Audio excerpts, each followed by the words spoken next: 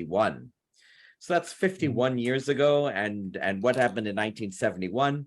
Well, that was the year that President Nixon took the United States, and by proxy, basically the entire world, off of the last vestiges of the gold standard.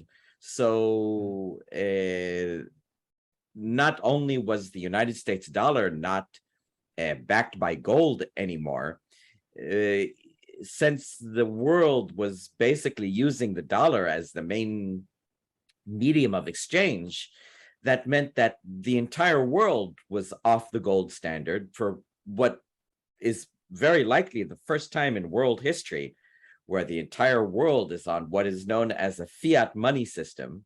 Fiat, well, it's from the Latin word fiat, which means, make it so. But fiat money is really, it's one economic term. It means that a money that is not backed by any physical economic good, which is not always gold. Sometimes it's other things, like silver or platinum is possible. But you for most of economic history, it was gold. And Austrian economists back in 1971 could have certainly predicted, this is going to end.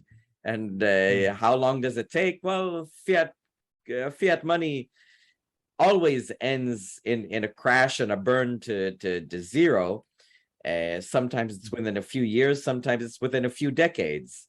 And we're kind of long in the tooth now, 5 decades, and we can see the system cracking. So 1971 is definitely a very important stage. And one last one that we could look towards is, two, I lied, 1933 and 1913. 1933 is when the United States partially came off the gold standard, where they outlawed gold for regular citizens, and gold coins were called in, and the banknotes were no longer redeemable for the private citizens in gold. And so there was still kind of a quasi gold standard between governments. So it wasn't a total abandonment of the gold standard, but it was a very important stage. And then 1913, that's when the central bank was created, the Federal Reserve. So once the federal bank was created, and by the way, the same year, the income tax, the United States didn't have an income tax before that. They tried, but there wasn't. So you don't even have to be a so-called conspiracy theorist to wonder, is it just a coincidence that created the central bank and an income tax in the same year? No.